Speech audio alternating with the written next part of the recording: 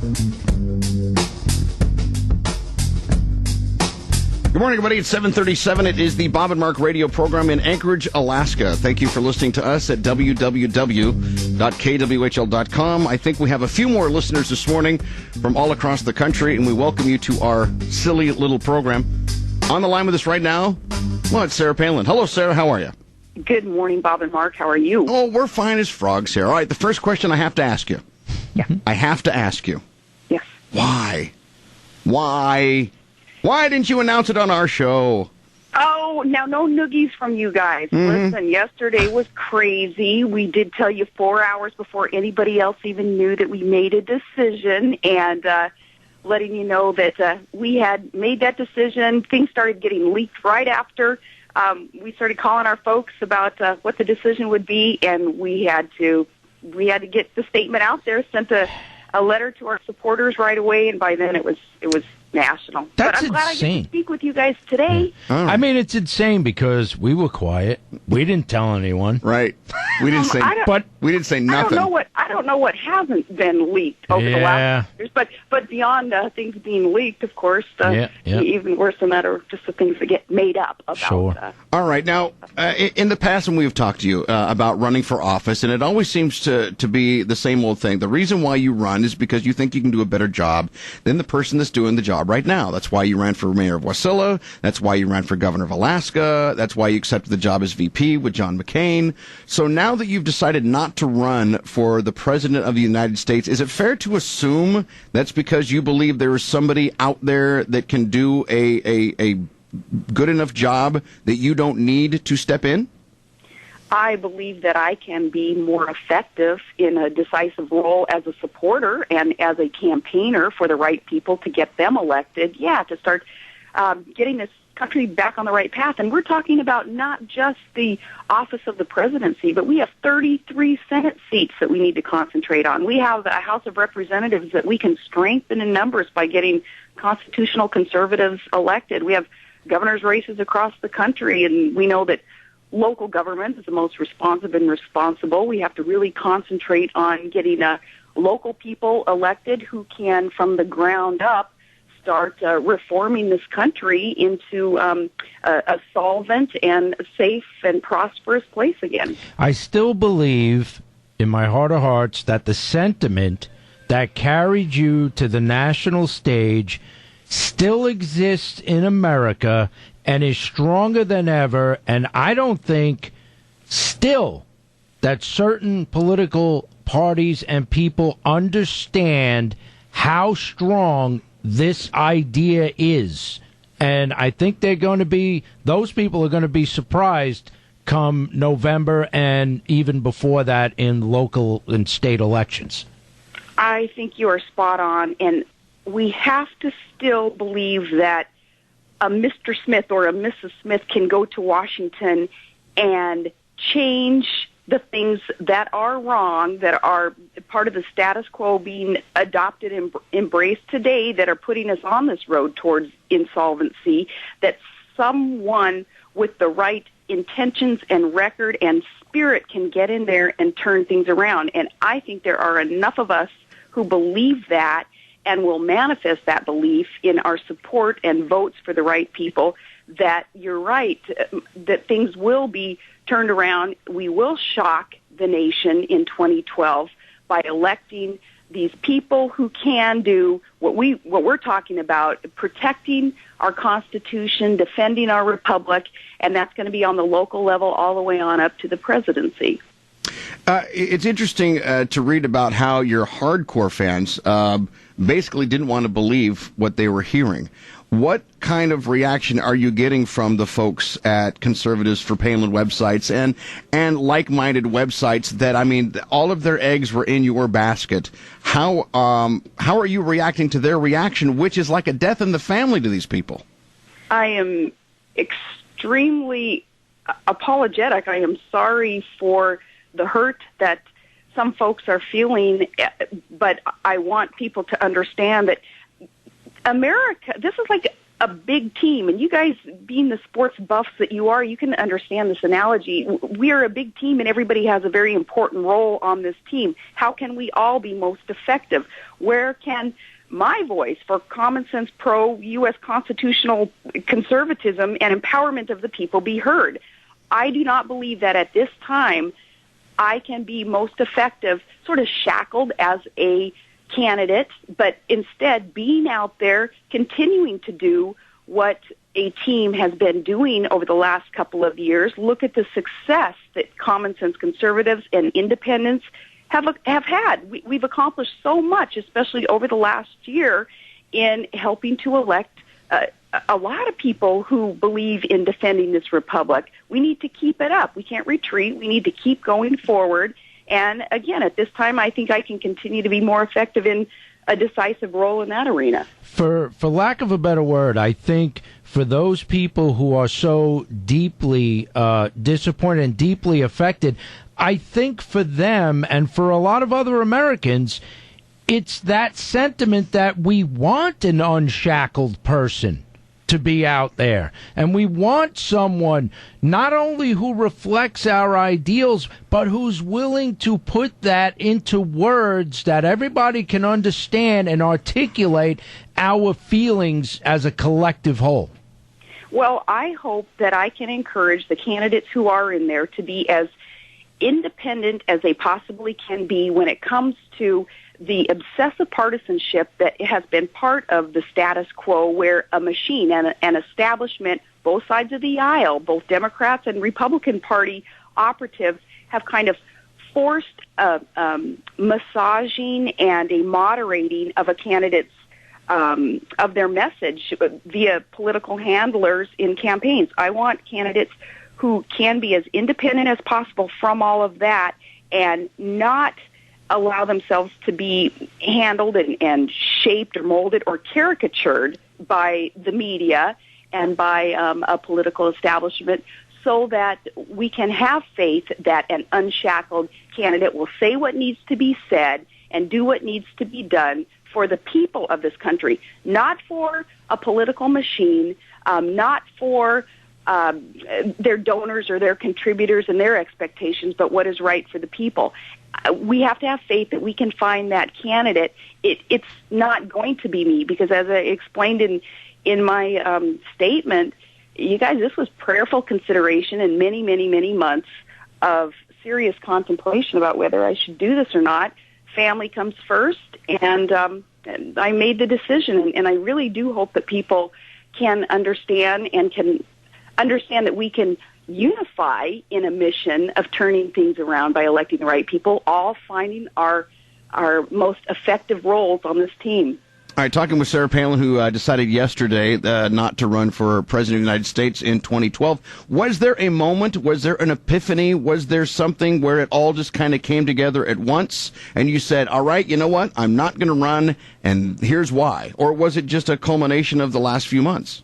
It was a culmination, but a relatively quick evolution in thinking, because, I came very close to saying yes. I certainly didn't want to string people along, and I did not do that. I certainly had the intention there of weighing all the pros and cons of being a participant in the campaign, and then it was in these last few days some strong confirmation and final discussions with family where I decided, no, we will put all of our efforts into strategizing to help retake the White House, the Senate, strengthen the House, and help governors get elected. And, what we need to do, too, is make sure that we're holding both sides of the aisle accountable. I don't mean to change the subject here, but we need to call out the wrongheadedness of all of our quote-unquote leaders when they lead us astray, when they lead us down the path towards bankruptcy, which is going on in our country right now. And that's why I'm adamant about not concentrating solely on the presidency, but on the Senate, on the House of Representatives, making sure that people are realizing it's not just one person in one position that is part of the problem or part of the solution, but it is all of these elected offices that we need to work so hard for. Now, millions and millions of dollars has been raised in a lot of different political action committees with the hopes that you were going to mount a campaign against Barack Obama. Where does that money go? I don't think that there are millions and millions of dollars sitting out there waiting to be used for Sarah Palin to mount a campaign against Barack Obama. But PAC dollars will be used in support of efforts to get the right people elected. And speaking of money, though, you guys, we need to remember that it is a battle in front of us, and we need to be aggressive, and we need to be very wise in how we go forward in trying to fulfill this mission of getting the right people elected and turn the country around, because Barack Obama has committed and publicly talks about the $1 billion that he anticipates being able to raise for his reelection bid, and he will have 90% of the mainstream media in his pocket, and that right there, those two features of a campaign, $1 billion and the media, certainly should illustrate to us what it is that we have in front of us in terms of this challenge that we have to mount. We have to make sure that people are hearing a fiscally conservative message that makes sense, solutions on what it will take to reduce the federal tax burdens, what it will take to reduce regulations that are killing industry in America and driving jobs offshore, and the money that Barack Obama will spend on his reelection bid, unfortunately, will cloud some of the message that we will have in terms of the solutions that we want to bring forward on how to create jobs. So we need to make sure that we're very wise and prudent in spending the money that we do have. Part of our PAC dollars that have been raised will be used in that effort. Do you think, if I made a donation of $500 and thinking that it was going to go to you to campaign because I really wanted you to be the President of the United States, do you think it's fair to tell that person, well, she's not running, so we're going to use it for this other person that I might not support? Do you think that legitimately people could say, hey, listen, I want my money back? And if they did say that, what happens to that request? Sarah PAC has $1 million in it, and if that's those contributions that you were speaking of, I can speak to that. I'm not in charge of Sarah PAC, but that, of course, is the one that's most closely associated with me. But Sarah PAC, with the $1.1 million in it, I don't believe that people have been ever under the impression that Sarah PAC was only for, in case Sarah Palin ran for president. It's clear that a political action committee has been evidenced over the last couple of years of what we have done with those dollars, and that's been you use it to employ a staff that can assist in getting a message out there, in being able to travel around the country to campaign for others, to donate for others. So hopefully people understand that a political action committee is not a campaign committee solely for one person running for office. Now, you said, and I'm quoting you here, you don't need an office or a title to make a difference. Does that mean President Palin is something that you don't think we'll ever hear in this country? I, of course, can't predict what my future political career will be. I'm, concentrating on today, on what's right for my family, and I believe our country and our supporters today. And today, what is right is to find that effective and productive role as a supporter and campaigner for others. Was there anyone in your family that said, I want you to run for president, Mom? Took that vote of the kids, and it was half and half, and since we have 5 kids, the little one, he didn't care one way or the other, but yeah. it was 50-50. Well, okay, which 50 said yes and which 50 said no? You're going to have to ask them, and knowing at least a couple of my kids are listening to this interview as they're driving to work or school, and they're gonna tell me later, Mom, let me answer for myself. Yeah. I'm guessing Piper wanted you to run for the President of the United States. Piper's an easy one. She's pretty cool because she knows how to create fun out of any situation, believe it or not. Well, sure. She wants to play in the White House. Yeah. Yeah. Who doesn't? All right. Well, Sarah, hey, we're glad you made it on the program, and I guess you're going to be on, Fox News later on this morning? Yeah, I'll do Fox, and, of course, continuing to do my Fox job. I think I'll do some Fox Radio today, too, yeah. All right. And if you had to pick someone from the GOP right now, if you had to, all right, and then don't give me a political answer. I want an honest. If you had to pick someone to run against Barack Obama today, right now, who would it be? My honest answer, Don't interpret this as political, but I can't pick someone right now. That's what the primary process is all about. I look forward to hearing more of their details.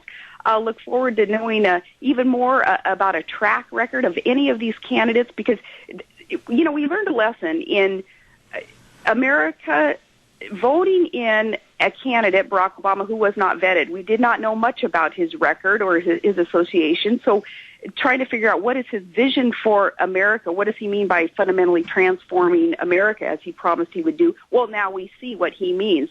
He should have been vetted. That's why I'm all for these aggressive debates and very close scrutiny and vetting of all these candidates so that we don't do that again. That's what this primary process is all about.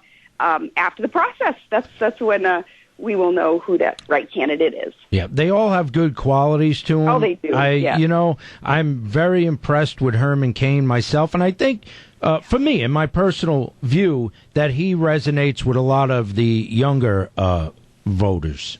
And you know why he does, Mark? Because he's of the people, by the people, for the people. And he's one of us, And he speaks common sense. Is there anything that Barack Obama could do between now and November of next year that would make you say, all right, you know what? He's not doing such a bad job? Nothing. I can't imagine anything. No, he has proven that his ideas of policies that he believes would fit in America, that would fit closer to a European socialized government, his policies that he would like to see enacted here that would transform America into something unrecognizable will not work. He doesn't get it. I give him a failing grade for the way he has handled the economy and many of our foreign policies too. And there's no turning back here. Well, it's a woman's prerogative to always change your mind. So not on this one. Are you sure that we're not going to hear tomorrow that Sarah Palin has decided, you know what, I'm going to run for president of the United States? That would take an earthquake the size of the 64 Great Quake in the personal life and local political life to change that up. So I don't anticipate it. All right. If, in fact, there's a 10.3 earthquake somewhere in the globe today, you have to promise me you'll call this show first and tell us you've decided to run for president. Well, it's kind of morbid thinking, but 10.3, you guys, that's the marker. All right, very good. All right, no noogies then. No noogies. Hopefully see you guys at an Aces game, and I hope so. Great work. Hey, listen, I want to ask you one more thing. This is a personal favor to me. Sure. You know that I love Hobo Jim. Yeah. He's one of my dear friends. He's a great guy. And I know that you love Hobo Jim. I do. Would you just do me a really quick favor? He doesn't know I'm asking you this, but this would mean so much to him. Would you just tweet, if you want some good Alaskan music, you should check out Hobo Jim on iTunes. There you go. That would just make his whole life completely change. Okay, let me find a way to make it really relevant to what's going on today. Sure. Or something, and I can cleverly figure out a way to give the props to a Hobo Jim because we do love him, and he's so Alaskan. I got. You could say, hey, listen, I've decided to go down a different trail, much like the I did the Iditarod trail by one of my favorite Alaskan folk singers, Hobo Jim. There you go. And I can say all that in 140 characters. Of course. All right. Sure you can. Figure this out. Sure you can. All right. All right. Well, where are you this morning? I'm in Wasilla, getting ready to take Piper up to school. All right. Wonderful. Well, very wonderful. good. Well, tell Piper we said hello. You say hello, Piper. Yeah. Hey, wait. Can we talk to? Can I talk to her? Oh, yeah, there she is. Hey, Piper. Hey, Piper. Yeah. Hey, do you wish Mom was running for president? Yeah. All right. Yeah.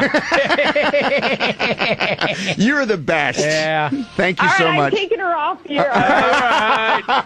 See you, Sarah. Okay, love you guys. Thank Bye. you. All right.